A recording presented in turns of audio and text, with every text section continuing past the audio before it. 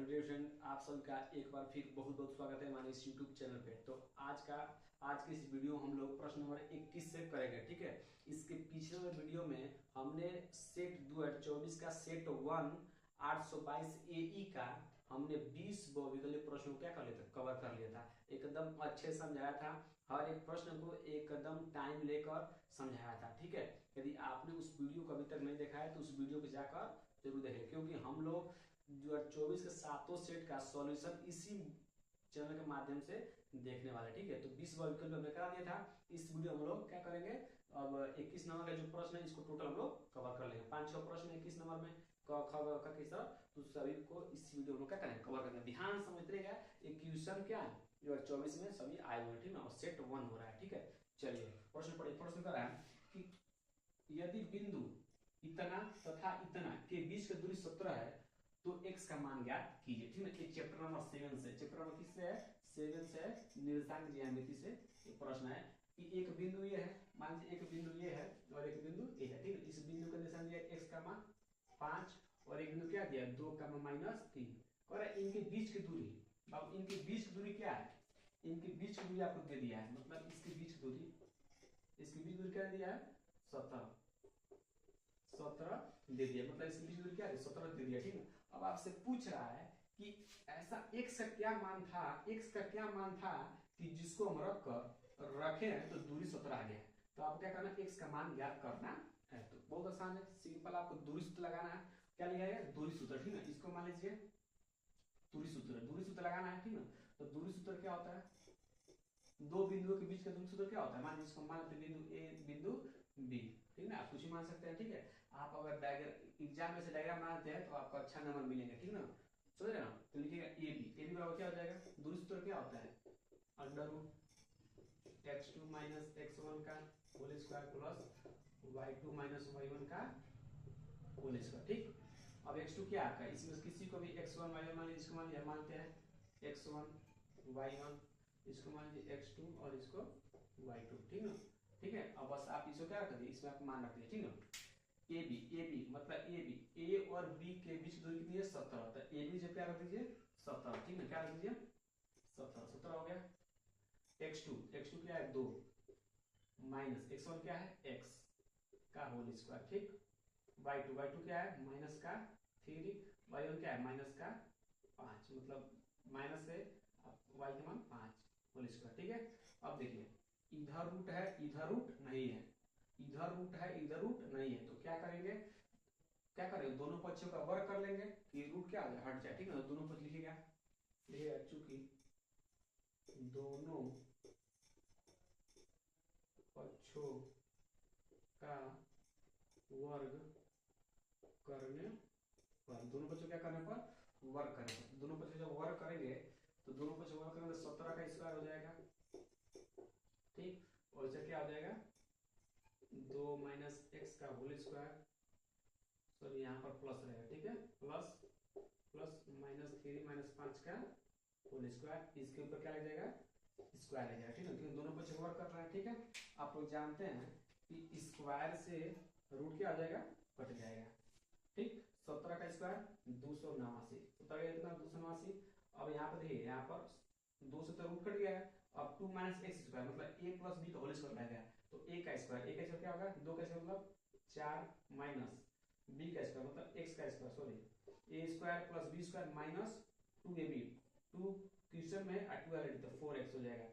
a minus B का whole square हमने खोला है। ठीक ना, a माइनस बी का होल स्क्वायर खोल सकते हैं, a मिलेगा। ठीक है, आपको आता होगा, plus minus minus plus 5 3 8 minus का 8 का होल स्क्वायर।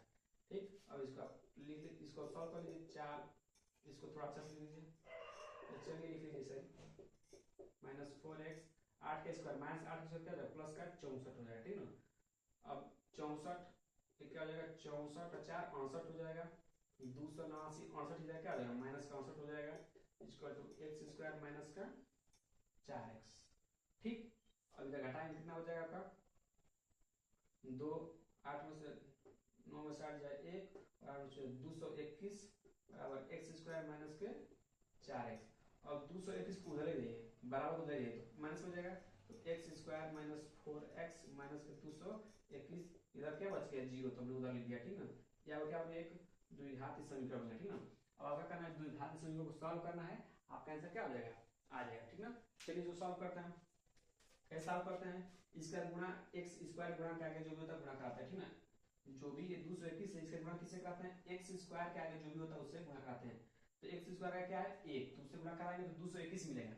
अब 221 को ऐसे दो भाग में तोड़िए जिनको क्या करने पर गुणा करने पर तो क्या मिले, माइनस के 221 मिले, और क्या घटाने क्या मिले, माइनस का 4x मिले। आपने द्विघात समीकरण पढ़ा होगा, ठीक है, नहीं पढ़ा हो तो बहुत दिक्कत, ठीक है। तो जब आप इसको तोड़ेंगे तो आपको मिलेगा एक्स स्क्वायर माइनस माइनस का 17x प्लस का 14x, ठीक ना, सॉरी 13x, ठीक ना, 13x, क्योंकि 17 में से 13 जाएगा बचेगा माइनस 4, क्योंकि माइनस 17 में से प्लस 17 जाएगा माइनस का 4 बचेगा, ठीक है। इन दोनों गुणा कराएंगे तो क्या मिलेगा, माइनस का 221 मिल जाएगा, ठीक है। अब इन दोनों से कॉमन लीजिए, दोनों में से क्या कर दीजिए, कॉमन लीजिए, ठीक है। कॉमन क्या है, इसमें भी x है इसमें भी x है, x कॉमन है, x माइनस 17 यहाँ बचेगा, प्लस यहाँ पर 13 कॉमन लीजिए, प्लस का 13 यहाँ बचेगा, x माइनस क्या बचेगा 17 इक्वल टू 0, ठीक। और बस कॉमन जो लिए उसको एक साथ लिख लीजिए, x प्लस 17, ये तो कॉमन लिए इसको एक बार लिख लीजिए। देखिए हर दोनों पद क्या है, सेम टू सेम है ना, तो इसको एक बार लीजिए, x माइनस 17 बराबर 0।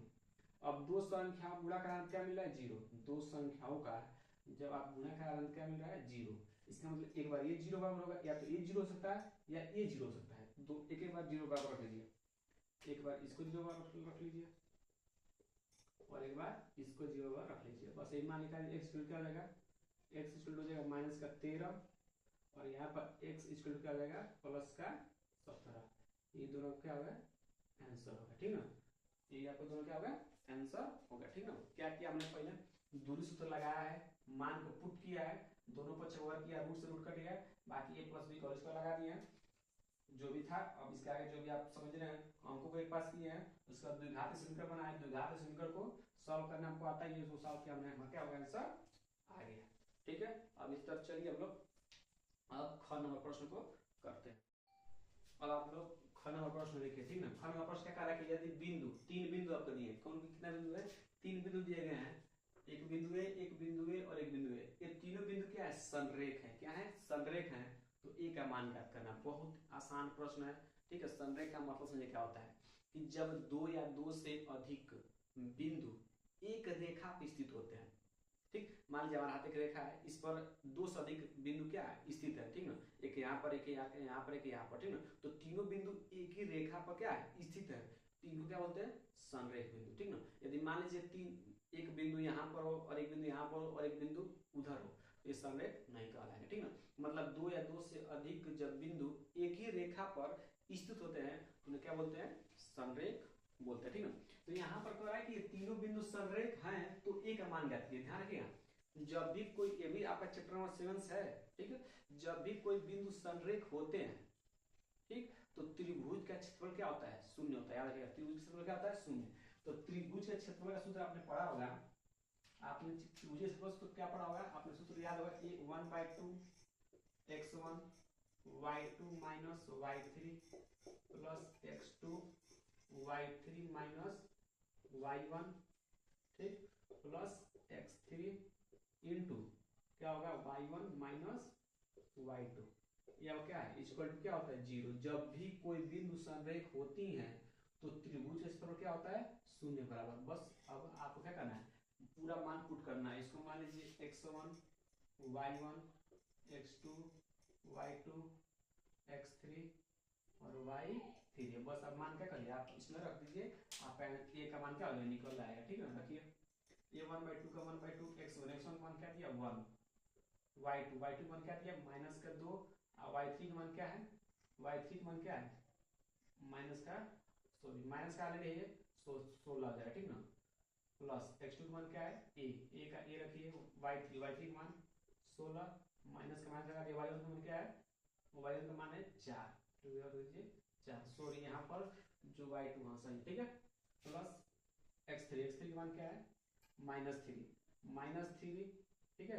तो प्लस माइनस क्या आ जाएगा माइनस, डायरेक्ट हम क्या लिखते हैं माइनस लिखते हैं, माइनस का 3 क्वेश्चन y1 का मान क्या है 4 माइनस y2 का मान क्या है माइनस, एगो सूत्र माइनस है आ एगो y2 माइनस, तो माइनस क्या आ जाएंगे प्लस, ठीक है ना, ठीक है, बड़ा कोष्टक इक्वल टू 0। अब इसको आप सॉल्व करिए, ठीक ना, करिए 1/2, 16 2 18, तो माइनस के 18 हो जाएंगे। अब माइनस 18 एक से कराएंगे तो माइनस का 18 आ जाएगा, 16 2 18 और एक गुणा कराएंगे तो माइनस का 18 होगा, प्लस 16 में से 4 जाए कितना हो जाएगा 12, अब 12 गुणा ए में कराएंगे क्या हो जाएगा 12 ए माइनस 4 2 6 36 18 18 हो गया, इक्वल टू इसको बड़ा कोष्टक इक्वल टू क्या आ जाएगा 0, ठीक है।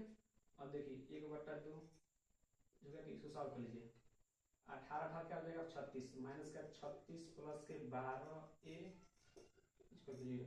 अभी 2 इधर भाग में, 2 इधर किस में है भाग में, इधर किस में हो जाएगा गुणा में, तो मतलब 2 का गुणा जब 0 कराएंगे तो 0 हो जाएगा, तो बचेगा minus 36 plus 12 a equal to 0, minus हो जाएगा किस में हो जाएगा प्लस का 36 बराबर के इधर है, जब उधर जाएगा तो प्लस का 36 हो जाएगा, और 12 3 36 एक गुणा में इधर किस में जाएगा भाग में, तो काटे में क्या है 3, तो ए का मान क्या आ गया 3, ये क्या हो गया आंसर हो गया, ठीक है। कुछ किया नहीं हमने, बस दूरी आपको बस याद रखना है कि जब भी बिंदु संरेख होती है तो त्रिभुज का क्षेत्रफल क्या होता है शून्य होता है, और त्रिभुज का क्षेत्रफल का सूत्र यही आपका होता है, ठीक है। इसको 0 पर रख दिया, बाकी मान आपको दिया है, मान हमने रखा, सॉल्व किया, हमारा क्या होगा ए का मान निकल कर 3 आ गया, ठीक है। चलिए इस तरह, तो अब हम लोग गण और प्रश्न को देखते हैं। ये प्रश्न इंपोर्टेंट प्रश्न सिद्ध करने वाला है, चैप्टर नंबर 8 से त्रिकोणमिति अनुपात से, ठीक ना। तो चलिए हम सिद्ध करते हैं, ठीक ना। कह रहा है कि एलएचएस को आरएचएस बराबर सिद्ध करना, ठीक है। तो हम एलएचएस क्या करते हैं उठा लेते हैं, ठीक ना। लिखिएगा एलएचएस, एलएचएस उठा लीजिए, एलएचएस एलएचएस क्या है 1 प्लस साइन थीटा बटा cos theta plus cos theta, ठीक ना, 1 प्लस साइन थीटा, ठीक है। अब क्या कर लीजिए, अब इसे क्या कर लीजिए आप लोग एलसीएम ले लीजिए, ठीक ना। इस एलसीएम ले लीजिए, एलसीएम में कितना आ जाएगा, एलसीएम में मतलब cos थीटा और कोष्टक में 1 प्लस साइन थीटा, एलसीएम लेने पे कितना आ जाएगा। अब इसमें इससे भाग करेंगे तो cos थीटा से cos कट जाएगा, बचेगा 1 plus sine theta, 1 plus sine theta गुणा किसमें करेंगे इसमें कराएंगे, तो बनेगा 1 प्लस साइन थीटा का whole square plus 1 plus sine theta से 1 प्लस साइन थीटा कट जाएगा, बचे क्या cos थीटा, cos थीटा गुणा किसमें कराएंगे cos थीटा में, तो बनेगा cos स्क्वायर थीटा। अब यहाँ पर a प्लस बी का होल स्क्वायर खोल लीजिए, ठीक ना, खोलिए a का स्क्वायर मतलब 1 का स्क्वायर 1 होगा प्लस साइन थीटा का स्क्वायर साइन थीटा का होल स्क्वायर मतलब sign square theta plus 2ab 2 का 2 a का मान 1 तो 2 का 2 और साइन थीटा 2 साइन थीटा हो गया प्लस cos स्क्वायर थीटा है ये, ठीक। नीचे क्या चल रहा है, नीचे चल रहा है cos theta 1 plus sine theta, ठीक।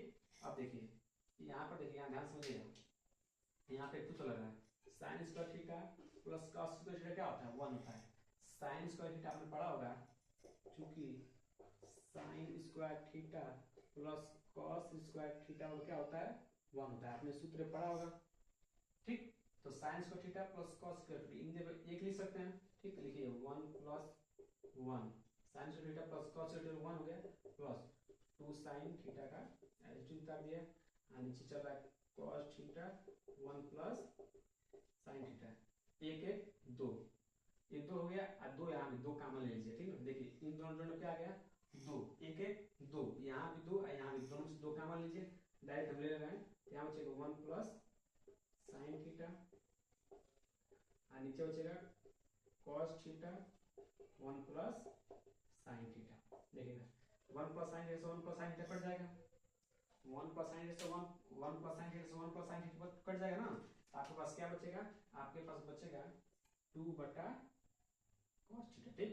और 2 देखिए 2 का 2 यहाँ पे क्या है 1 बाई cos है ना, 1 बाई cos थीटा, तो 1 बाई cos क्या होता है 1 बाई cos होता है sec, ठीक है ना, क्योंकि sec 1 बाई cos क्या होता है sec थीटा, क्योंकि cos का उल्टा क्या होता है sec और sec का उल्टा क्या। तो चलिए हम लोग अगला प्रश्न करते हैं। अगला प्रश्न आपका घड़ी का है, उसके बाद अंग है, ठीक है। इसके बाद एक और 6 नंबर सवाल है, उसको भी कर लेगा, ठीक है। तो चलिए अब इसको देखते हैं। इसमें कहा है कि आप क्या करना है, आपको क्या करना है, आप अपने बुक में पढ़ लीजिए, कह रहा है कि निम्न बारंबारता बंटन में माध्य ज्ञात करना, ठीक है। क्या करना है सबका माध्य ज्ञात करना है। तो आपको एग्जाम में ऐसे बनाना, ठीक है। जो भी वर्ग अंतराल दिए हैं उसको लिख लीजिए इस तरह, बारंबारता दिए उसको इस तरह लिख लीजिएगा, ठीक है। उसके बाद आपको जब भी सवाल में कह दे कि माध्य ज्ञात कीजिए, क्या ज्ञात कीजिए, माध्य ज्ञात कीजिए, तो ये तो दोनों चीज आपको प्रश्न दिए रहेंगे, वर्ग अंतराल और बारंबारता। आपको माध्यक निकालने के लिए संचयी बारंबारता निकालना पड़ेगा, संचयी बारंबारता निकालना पड़ेगा, तभी आप माध्यक निकाल पाएंगे, ठीक है। चलिए संचयी बारंबारता कैसे निकलते हैं ध्यान समझिएगा। संचयी बारंबारता निकालेंगे, पहला जो टर्म होता है उसको सेम टू सेम दे देते हैं। पहला टर्म क्या है 6 का 6, अब जोड़ते चलिए 6 में 9 जोड़े कितना आ जाएगा 15, इसके सामने लीजिए 15, ठीक। फिर 15 में 20 जोड़े कितना आ जाएगा 15, कितना आ जाएगा 35, कितना आ जाएगा 35। फिर 35 में जोड़िए कितना आ जाएगा 50, कितना आ जाएगा 50, 50 में जोड़िए क्या आ जाएगा 59। तो ये अब क्या निकल के आ गए संचयी बारंबारता, ऐसे ही निकालते हैं, ठीक है ना। पहला पद को सेम लिखिए, बाकी क्या कर ऐड करते हैं, ये आपका बारंबारता निकल जाएगा, ठीक है। अब आप लोग संचय माध्य का सूत्र जानते हैं, माध्य का बराबर होता है, माध्य का सूत्र होता है यल प्लस कोष्टक में n/2 माइनस CF बटा F इंटू H। ये क्या होता है बाबू, माध्य का क्या होता है सूत्र होता है, ठीक। यही माध्य क्या होता है आपका सूत्र होता है, जहां पे यल क्या होता है, यल होता है, यल क्या होता है, ठीक है। H क्या होता है इस अंतराल का मतलब बीच के गैप जो होता है, मतलब 0 से 10, 0 से 10 में कितना गैप है 10 का गैप है, 10 से 20 से कितना गैप है 10 का गैप, तो H होता है, ठीक है, ठीक है। अब ध्यान समझिए, आपको सबसे पहले ध्यान से है, अब जो n/2 कैसे निकाला ध्यान समझिएगा। है जो अंतिम वाला पद होता है ना, ये और बारंबारता को जोड़ने पर जब इसको आप जोड़े थे ना तो 59 ही मिलेगा, कितना मिलेगा 59। इसको क्या बोलते हैं, इसको बोलते हैं यन, या इसको यन बोल दीजिए, लेकिन दोनों क्या होते हैं बराबर होते हैं। इसको जोड़ेंगे तो जो आएगा और इसको इसका अंतिम वाला जो पद होगा दोनों क्या होंगे बराबर होंगे, इन्हीं को बोलते हैं यन।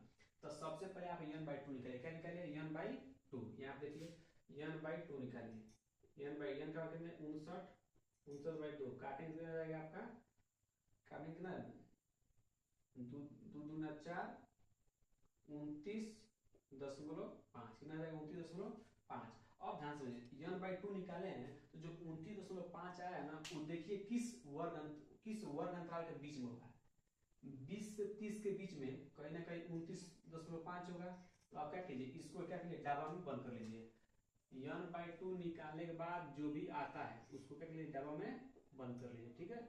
इसलिए कर लीजिए आप लोग बंद कर लेना है, ठीक है। अब इसका जो ये वाला होता है इसको बोलते हैं यल, इनके बीच का जो अंतर होता है उसको बोलते हैं एच, इसको बोलते हैं एफ, इसके जस्ट ऊपर क्या बोलते हैं इसको बोलते हैं CF, ठीक। बस आपको यही पता होना चाहिए, बाकी सब मिल गया आपको। देखिए क्या करें हम, सबसे पहले जब संचयी बारंबारता निकालेंगे तो जो अंतिम पद होगा वही क्या होगा n होगा, तो n/2 निकालेगा हमेशा, ये n/2 निकालिएगा, जो आएगा उसको देखिए किस वर्ग अंतराल के बीच में है, किस वर्ग अंतराल के बीच में, तो 20 और 30 के बीच में कहीं ना कहीं 29.5 आएगा, तो इसको क्या करें इसको डब्बा में बंद कर लीजिए। अब बारंबारता लिखते हैं Fi से, तो इसमें F हो गया ये C, इसके ऊपर जस्ट वाला जो होता है इसको बोलते हैं CF, ये होता है यल, H क्या होता है H इन दोनों के बीच का गैप, H का मान कितना गया 10, ठीक है। अब बस आप क्या रखिए मान को पुट कर दीजिए, घटा दीजिए, ठीक है, ये आप पुट कर सकते हैं।